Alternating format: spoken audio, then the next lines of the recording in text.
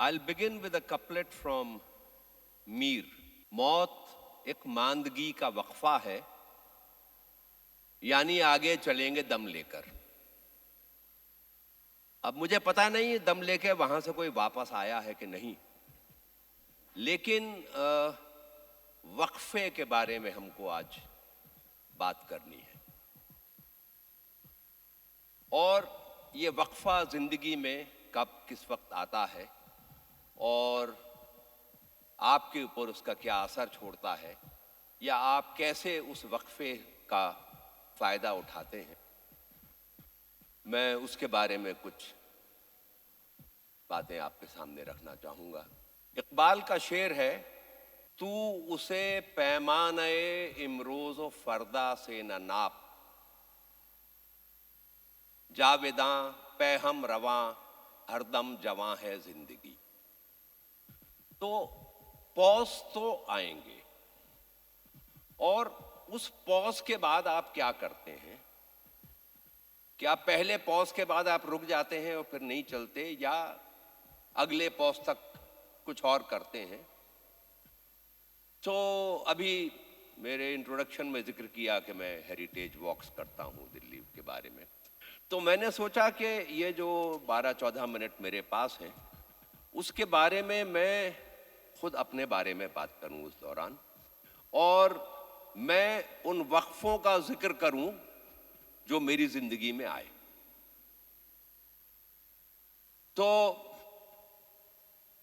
यहां से बहुत ज्यादा दूर नहीं एक इलाका ओखला इंडस्ट्रियल एरिया है,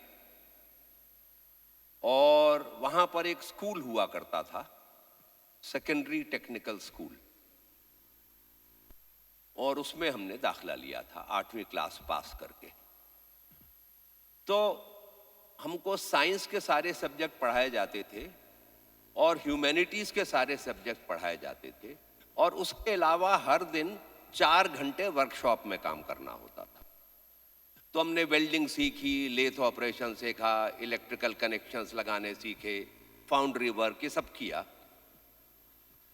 9th क्लास में पता ये चला कि अगर हमने बहुत अच्छे नंबरों से पास किया तो जो ओखला का पॉलिटेक्निक है उसमें हमें दाखिला मिल जाएगा 11वीं पास करने के बाद। पर अगर बहुत अच्छे नंबरों से पास नहीं किया तो हमें 10वीं का सर्टिफिकेट मिलेगा। ये पता नहीं किस जीनियस ने ये स्कीम सोची थी। हम लोगों ने हड़ताल कर दी, और वो हड़ताल हमारे पूरे 10th क्लास में जब तक हम थे वो हड़ताल करते रहे, और 10th क्लास के एग्जाम में हम बहुत कामयाबी से फिजिक्स, केमिस्ट्री, ट्रिग्नोमेट्री और सॉलिड ज्योमेट्री में फेल हो गए। हमने कहा दोबारा इस स्कूल की तरफ रुख नहीं करना। एक और स्कूल में चले गए, वहाँ ह्यूमैनिटीज ज्वाइन की, वहाँ अल्लाह मियाँ की मेहरबानी हुई, हम पास हो गए। फिर हमने बीए किया। जब तक हमारे जहन में कोई तसव्वुर नहीं था कि बीए करने के बाद क्या करोगे, उस दौरान हम स्टूडेंट्स फेडरेशन ऑफ इंडिया की पॉलिटिक्स में एक्टिव हो गए। बीए कर लिया तो, और हम दिल्ली में एसएफआई के लीडरों में शुमार होने लगे। तो हमसे कहा गया कि आप एमए करो भाई, ये ऐसे नहीं छोड़ के जा सकते। हमारे नंबर इतने अच्छे नहीं थे कि हमको दिल्ली यूनिवर्सिटी में एमए में दाखिला मिल जाता। जेएनयू खुल गया था, जेएनयू में अप्लाई किया, वहां एमए में दाखिला हो गया। तो वहां हम पढ़ने लगे, सियासी सरगर्मियां चलती रहीं। एमए खत्म किया, एमफिल कर रहे थे, इमरजेंसी लग गई, हमको गिरफ्तार करके जेल में डाल दिया गया। जेल से रिहाई हुई, एमफिल जमा की। जब तक हमने फैसला कर लिया था एकेडमिक्स में नहीं रहना, बहुत हो गया। तो 10 साल हमने जमुना पार में जो इमरजेंसी में जो बस्तियां बसाई गई थी, सो कॉल्ड पुनर्वास बस्तियां, वहां के स्लम डवेलर्स को ऑर्गेनाइज करने में 10 साल हमने काम किया। और जो नए बाजार में कुली काम करते थे, ट्रकों से सामान लोड अनलोड करने के लिए, उनकी यूनियन बनाई। दुकान में जो लोग काम करते थे, शॉप हैंड्स, उनकी यूनियंस बनाई। इस दौरान शादी हो गई थी, 2 बच्चे हो गए थे। हमारी उम्र ये 10 साल खत्म होते होते 41 हो गई थी। अब जब 2 बच्चों को स्कूल भेजने का मसला आया तो नौकरी की तलाश शुरू की। तो 41 बरस की उम्र में पहली बार नौकरी की। पीटीआई टीवी में स्क्रिप्ट राइटिंग शुरू की। फिर प्रोग्राम बनाए, स्टोरीज प्रोड्यूस की। साल भर का कॉन्ट्रैक्ट था, खत्म हो गया। नेशनल लिटरेसी मिशन लॉन्च हुआ था। नेशनल लिटरेसी मिशन ने हमसे कहा अरे मीडिया कंसल्टेंट बन जाओ, तो हम वहां चले गए। 3 साल मीडिया कंसल्टेंट रहे। उसके बाद होम टीवी में काम किया, बीआई टीवी में काम किया, kingfisher.com में काम किया, फिर अपनी कंपनी लॉन्च की और अपनी डॉक्यूमेंट्रीज बनानी शुरू की। इन सब में एक एक पॉज है, एक ट्रांजिशन के बाद दूसरी ट्रांजिशन के बीच में पॉज है, और कई बार टोटली डिफरेंट फील्ड में हमने कदम रखा। जब तक पढ़ रहे थे उसके बाद ट्रेड यूनियन का काम करना शुरू कर दिया, जिसका कोई एक्सपीरियंस नहीं था हमको, सिवाय स्टूडेंट एक्टिविज्म के अलावा स्लम एरियाज के अंदर काम करने का हमको कोई एक्सपीरियंस नहीं था। तो बहुत सारी चीजें सीखी, कुछ खुद ईजाद की, कुछ नए तरीके निकाले लोगों को मोबिलाइज करने के। उसे छोड़ के हम लिटरेसी में चले गए। उससे पहले साल भर हमने स्टोरीज लिखी, स्टोरीज बनाई, फिर लिटरेसी कैंपेन किया 3 साल। वो खत्म हुआ सिलसिला तो फिर दोबारा टेलीविजन में चले गए, 3 कंपनियों में गए, और अल्लाह मियाँ की मेहरबानी ऐसी, जिस कंपनी में हमने कदम रखा वो बंद हो गई। होम टीवी में गए, वो बंद हो गई। फिर हम गए बीआई टीवी में, उसमें हम एग्जीक्यूटिव प्रोड्यूसर थे, वहां हड़ताल हो गई। हम हड़तालियों के साथ थे, पुरानी आदत थी। तो उस कंपनी को अभी तक मैंने 32 महीने वहां काम किया था, 16 महीने की मेरी तनख्वाह अभी तक उनके पास है, उन्हें किसी ने कुछ नहीं पूछा है। उसके बाद अपनी कंपनी लॉन्च की, डॉक्यूमेंट्री फिल्में बनानी शुरू की, और इस दौरान कभी काम मिलता था, कभी नहीं मिलता था, लेकिन हम लगे रहे। उर्दू की तारीख पे एक फिल्म बनाई 100 मिनट की, भारत सरकार के लिए बनाई गई थी, लेकिन भारत सरकार में एक अजीब सिलसिला है। बहुत महंगी फिल्म थी, 100 मिनट की फिल्म थी। 2 साल रिसर्च की थी, 1.5 साल हमने शूट की थी वो डॉक्यूमेंट्री। उसे हिंदुस्तान में किसी ने नहीं देखा है। वो मिनिस्ट्री ऑफ एक्सटर्नल अफेयर्स में पड़ी हुई। डिस्कवरी ने उस डॉक्यूमेंट्री को देखा और उन्होंने उसे खरीदा, और डिस्कवरी चैनल ने 4 साल दिखाई, पर हिंदुस्तान में किसी ने नहीं दिखाई। एमसीआरसी जामिया ने मुझसे कहा था, तो मैंने जामिया में लाके वो फिल्म दिखाई, लेकिन वो फिल्म पड़ी हुई है। तो अब हम वहां बैठ सकते थे, लेकिन हमने कुछ और किया।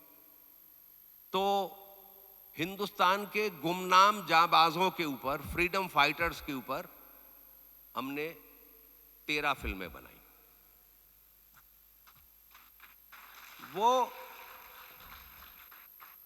उनमें मौलाना महमूद हसन भी हैं, थाना भवन के बहुत बड़े बड़े इनकलाबी हैं, देवबंद के इनकलाबी हैं, जिनकी कोई बात नहीं करता। पंजाब के मशहूर किसान लीडर जोश, जिनका कोई जिक्र नहीं करता। प्रीति लता वदादार, जो 18 साल की उम्र में अपने जिस्म पे डायनामाइट की पेंसिल्स लगा के एक पुलिस थाने में कूद गई थी, पूरे को उड़ा दिया था, उसका कोई जिक्र नहीं करता। उन पे हमने फिल्में बनाई, दूरदर्शन उर्दू के लिए। फिल्में सबमिट कर दी गई। उसके बाद इलेक्शन थे। आज तक उन्होंने पलट के हमको नहीं बताया है कि उन फिल्मों का क्या करना है। ना हम किसी को दिखा सकते हैं, क्योंकि वो दूरदर्शन की हैं, और दूरदर्शन वाले किसी को दिखाएंगे नहीं। तो इस तरह के पॉजेस आते हैं, और ऐसे ही इसी एक पॉज के दौरान शुभा मुद्गल का फोन आया। पुरानी दोस्त हैं हमारी। उन्होंने कहा कि एक ये हमारे दोस्त हैं, वो बच्चों का एक्टिविटी सेंटर खोलना चाहते हैं, और तुम जाके उनसे मिल लो। उनसे मुलाकात हुई, दोस्ती हो गई। उन्हें खाना पकाने का शौक है, हमें भी खाना पकाने का शौक है। हम रेसिपीज डिस्कस करते रहे, उन्होंने कहा तुम ज्वाइन कर लो। 4 साल वो सेंटर चला। जहां बच्चे स्कूल के बाद आते थे वो सब कुछ करने के लिए जिसकी गुंजाइश हमारे तालीमी निज़ाम में नहीं है। वो सब कुछ करते थे बच्चे, फोटोग्राफी करते थे, पेंटिंग करते थे, स्टोरीज लिखते थे, म्यूजिक सीखते थे वगैरह।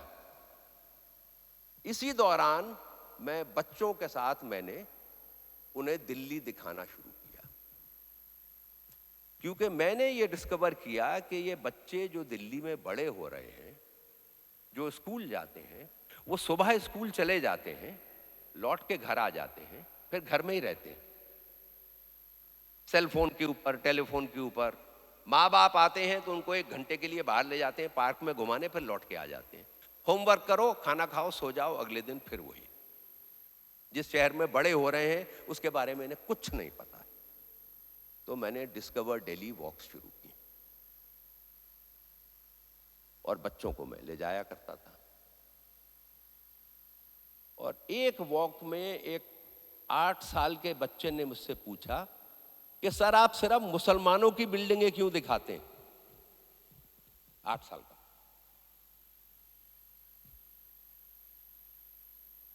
That was one major shock that I got in all these years of living in this country. तो मैंने उससे कहा कि देखो बेटे, दिल्ली पे 800 साल मुसलमान बादशाहों की हुकूमत थी, उन्होंने बिल्डिंगें बनाई। जयपुर में जाओगे तो राजपूतों की बनाई हुई मिलेंगी, वहां वो राज करते थे। But I was not happy with the answer. मैंने उसके पेरेंट्स को बुलाया। माँ मलयाली, बाप तमिलियन, दोनों के दो आईटी सेक्टर में काम करने वाले, बेंगलोर में मिले थे। They fell in love and got married. उसके बाद उनकी पोस्टिंग गुड़गांव में हो गई तो वो दिल्ली में आके रहने लगे। इनका बच्चा तमिल बोलता था, तेलुगु बोलता था और कन्नड़ा बोलता था। स्कूल में इंग्लिश मीडियम था और दिल्ली में उसके आसपास के लोग हिंदी बोलते थे। 5 ज़बानें वो बच्चा बोलता था। डिस्पाइट दिस फिनोमिनल वैरायटी, उसको दिल्ली में मुसलमानों की बिल्डिंगों से प्रॉब्लम था। और उसके माँ बाप ने कहा कि नहीं, हम तो किसी मंदिर में नहीं जाते, किसी मस्जिद में नहीं जाते, किसी चर्च में नहीं जाते, हमारे दोस्त तमाम रिलीजन्स के हैं, हम सारे फेस्टिवल्स मनाते हैं। ये कहां से उसके दिमाग में आया? तो मैंने उनसे कहा कि ये जहर तो हवाओं में है। और उस दिन से मैं ये वॉक्स कर रहा हूं। ये आखिरी पॉज था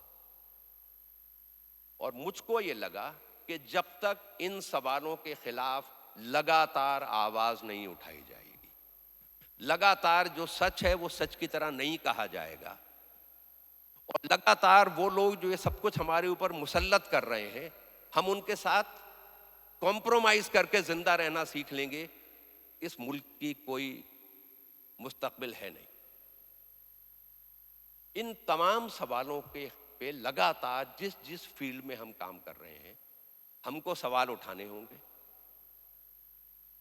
और जो कुछ मसावात के नाम पे हमको परोसा जा रहा है, उसे एक्सेप्ट करने से रिफ्यूज करना पड़ता।